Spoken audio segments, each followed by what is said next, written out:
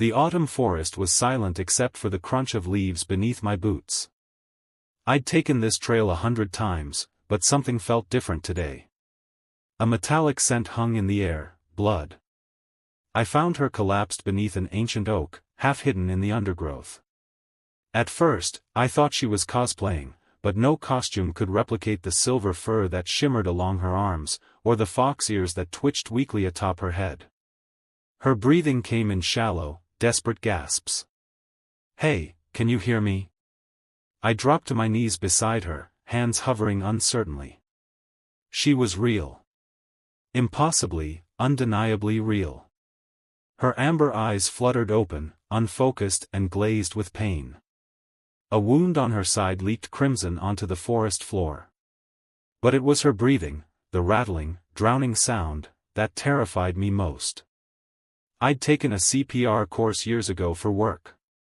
My hands moved on autopilot, tilting her head back, checking her airway.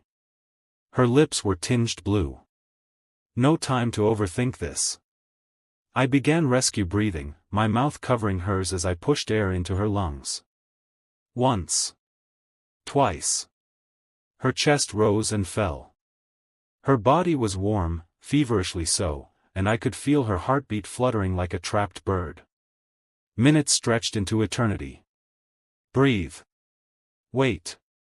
Breathe.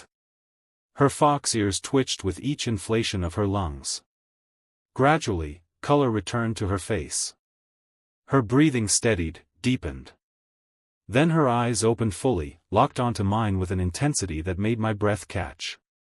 She whispered something in a language I'd never heard, melodic, ancient, but I understood the gratitude in it. "You're going to be okay," I said, though I had no idea if that was true. I carried her to my cabin at the forest's edge, her silver tail draped over my arm. She was lighter than she should have been, delicate despite her otherworldly nature. Inside, I cleaned her wound, a deep gash that should have needed stitches but was already beginning to close. She watched me work with those luminous eyes, never speaking. When I offered her water, her fingers brushed mine, and I felt a strange warmth spread through my chest. "What's your name?" I asked softly. "Kiyomi," she whispered, her voice like wind through bamboo. "I'm Ethan. You're safe here, Kiyomi." She reached up, her palm resting over my heart. "You gave me breath. Gave me life." Her accent was unusual, each word carefully shaped. "This is sacred thing." I didn't understand what she meant then. How could I? I'd simply done what anyone would do. That night, she slept curled on my couch, her tail wrapped around herself like a blanket. I watched the moonlight paint silver patterns on her fur and wondered what the hell I'd stumbled into. I had no idea that saving her life had bound us together in ways neither science nor logic could explain. Kiyomi recovered with supernatural speed. Within 3 days, her wound had vanished completely, leaving only smooth skin beneath the silver fur. She moved through my cabin with fluid grace, curious about everything: running water, electric lights, my collection of books. "Your world has changed much," she said one evening, tracing her fingers along my laptop screen. "Last time I walked among humans, we still lit fires by hand. How long ago was that? 200 years. Perhaps more." She said it so casually, as if centuries were nothing. I should have been terrified. Instead, I found myself drawn to her, the way she tilted her head when listening, how her tail swished when she was amused, the surprising warmth of her laughter when I showed her a cat video. She began sleeping in my bed on the 4th night. Not out of necessity, the couch was comfortable enough, but because she would wake from nightmares, gasping, and only calmed when she could feel my heartbeat. "The forest is dying," she confessed one night, her head resting on my chest. "My kind, we are tied to it. When it suffers, we suffer. I was attacked by something dark, something wrong. I should have died there. But you didn't. Because of you." Her fingers traced idle patterns on my skin. "Ethan, When you breathed life into me, you did more than save me. You shared your essence. Your life force. I felt her shift closer, her body warm against mine. What does that mean? She looked up at me, her amber eyes catching the moonlight. It means we are connected now. Bonded. Before I could ask more, she kissed me. It wasn't gentle or tentative, it was hungry, desperate, as if she'd been holding back for days. Her lips tasted like wild honey and autumn rain. I should have pulled away, asked questions, demanded explanations.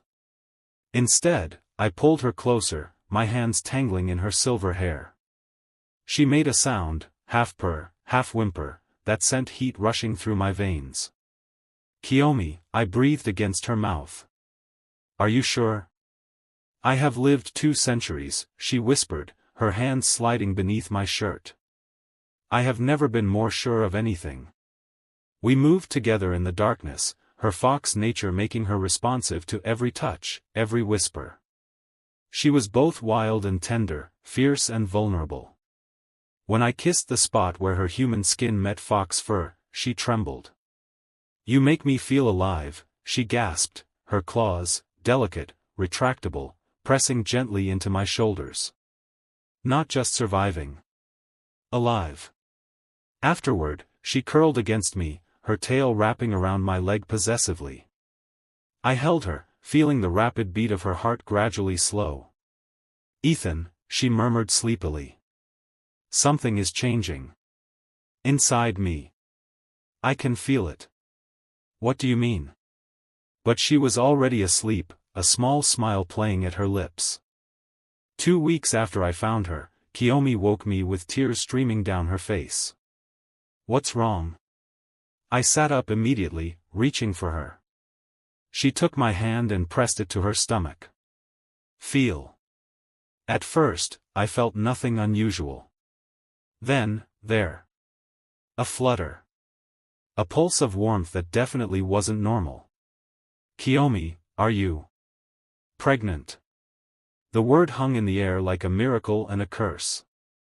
It should be impossible. My kind, we haven't been able to bear children for over a century. The dying forest took that from us. We thought we were the last generation. I stared at her, my mind reeling. But how?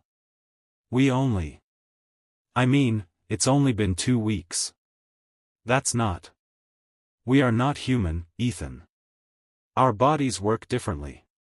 She placed her hand over mine, her eyes shining with wonder and fear. But this shouldn't be possible at all. Not for me. Not for any of us. The breathing, I said slowly, pieces clicking together. When I saved you. You said I shared my life force. She nodded. Human vitality. It must have restored something in me. Something we lost. Her voice broke. I'm carrying your child, Ethan. A child that shouldn't exist. The weight of it crashed over me. A father. I was going to be a father to a child that was half human, half fox spirit. Are you happy about this? I asked carefully. Kiyomi's expression transformed, joy breaking through her tears like sunlight. Happy? I'm terrified. Overjoyed. Grateful. All of it. She laughed, the sound catching in her throat. I never dreamed I could have this. That any of us could. I pulled her into my arms, feeling the slight swell of her belly already visible, another impossibility. Then we'll figure it out. Together. Over the following days, her pregnancy progressed at an alarming rate. What should have taken months happened in weeks. Her body changed, growing more luminous, her silver fur taking on an almost ethereal glow. She became insatiable for closeness, for touch. We made love often, urgently, her body responding to mine with increased sensitivity. She would guide my hands to her growing belly, to her breasts, gasping as I worshipped every inch of her changing form. The baby moves, she whispered one night as we lay tangled together. Feel here. I pressed my palm where she indicated and felt a distinct kick. My child. Our child. You're glowing, I murmured, tracing the luminescence of her skin. The baby carries both our lights, she explained, her tail wrapping around my waist. Human and fox. Life and magic. This has never happened before, Ethan. Our child will be unique in all the world. She kissed me deeply, her hands exploring my body with renewed hunger. I need you, she breathed. The bond grows stronger every day. I crave you like air. How could I refuse her anything? 6 weeks after our first night together, Kiyomi went into labor. It's too soon, I panicked, but she gripped my hand with surprising strength. No. For my kind, this is right. The baby is ready. She gasped as a contraction hit. But Ethan. I need to tell you something. Before this happens. Tell me what? I'm not the only one who will change because of this. Her amber eyes locked onto mine. The bond between us, it goes both ways. You gave me life, but our child is rewriting both of us. Before I could ask what she meant, another contraction seized her. I helped her to the bed, my hands shaking. No hospital would know what to do with her. We were alone in this. The labor was mercifully quick. As dawn broke, Kiyomi brought our daughter into the world with a final, triumphant cry. The baby was perfect. Impossibly, heartbreakingly perfect. She had my dark hair and Kiyomi's amber eyes. Delicate silver fur covered her tiny arms, and 2 small fox ears peeked from her head. When she cried, her tail, no bigger than my finger, swished in indignation. Amara, Kiyomi whispered, cradling her. It means eternal. Unfading. I touched my daughter's cheek with trembling fingers, and she quieted immediately, her eyes focusing on me with startling awareness. She knows you, Kiyomi said softly. She's known you since before she was born. Over the next days, as Kiyomi recovered, I noticed changes in myself. My senses grew sharper. I could smell rain hours before it fell. Hear heartbeats. In dim light, I swore I could see better than I should. The bond, Kiyomi explained as we lay together, Amara sleeping between us in a makeshift bassinet. You saved my life, gave me the ability to create new life, and now our daughter connects us permanently. You're becoming part of my world, just as I've become part of yours. She reached for me, her fingers tracing my jawline. Do you regret it? Any of it? I looked at our daughter, then at the woman who had transformed my entire existence. Not for a second. Kiyomi's kiss was tender this time, filled with gratitude and love rather than desperate need. But it still ignited something primal in both of us. We made love carefully, quietly, aware of the sleeping baby nearby. Her body had changed again, softer in some places, stronger in others, and I explored every new curve with reverence. You are mine, she whispered against my skin. As I am yours. As Amara is ours. This is the bond, unbreakable, eternal. Later, as I held my sleeping daughter, I watched the first signs of spring returning to the forest outside.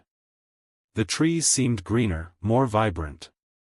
The forest responds to Amara, Kiyomi said, following my gaze. New life brings new hope. You didn't just save me, Ethan. You saved all of us. 3 months passed like a dream. Amara grew quickly, too quickly by human standards, but perfectly for her unique heritage. She babbled in 2 languages, one I understood and one I was learning to comprehend. When she laughed, flowers bloomed outside our window. Other foxfolk began appearing at the forest's edge. They were cautious at first, disbelieving. Kiyomi would meet with them, Amara in her arms, and I watched ancient beings weep at the sight of a child they'd thought they'd never see again. They want to know if it's possible for them too, Kiyomi told me one evening. If bonding with humans could restore their ability to have children. What did you tell them? That love cannot be forced or faked. What we have is rare. Sacred. She looked at me with those luminous eyes. But that doesn't mean it's impossible for others to find it too. That night, as Amara slept, Kiyomi led me outside under the stars. The forest had transformed around us, vibrant, alive, thrumming with energy that hadn't existed months ago. This is your doing, she said softly. One act of compassion, and you changed the fate of an entire people. I just saved someone who needed help. Exactly. She kissed me, her hands sliding beneath my shirt. You saw someone suffering and you helped, without hesitation, without expecting anything in return. That's why the bond worked. That's why Amara exists. We made love there in the forest, surrounded by the life our union had restored. Kiyomi was radiant in the moonlight, her body moving against mine with the wild grace that had first captivated me. Above us, foxfire danced between the trees, the spirits of her people celebrating. I want another, she gasped as I held her close. I want to fill this forest with our children, with hope and laughter and life. Then we will, I promised, my lips finding hers again. Afterward, we lay tangled together on the moss, her tail wrapped around my leg, my hand resting on her stomach where perhaps new life was already beginning. Do you ever miss your old life? She asked quietly. I thought about it honestly. My apartment in the city.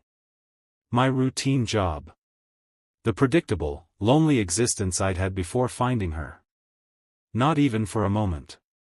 Kiyomi smiled, that radiant expression that made my heart ache. Good. Because you're stuck with me for at least the next 2 centuries. Only 2 centuries? Maybe 3, if you're lucky. She kissed me again, playful and deep. The bond extends your life, just as it extended mine. We have all the time in the world, Ethan. Inside the cabin, Amara woke with a soft cry. We rose together, returning to our daughter, to our impossible, perfect life. I had saved a fox woman's life with a simple act of compassion. In return, she had given me everything, love, family, purpose, and a future I never could have imagined. Sometimes the greatest miracles come from the smallest acts of kindness. The end.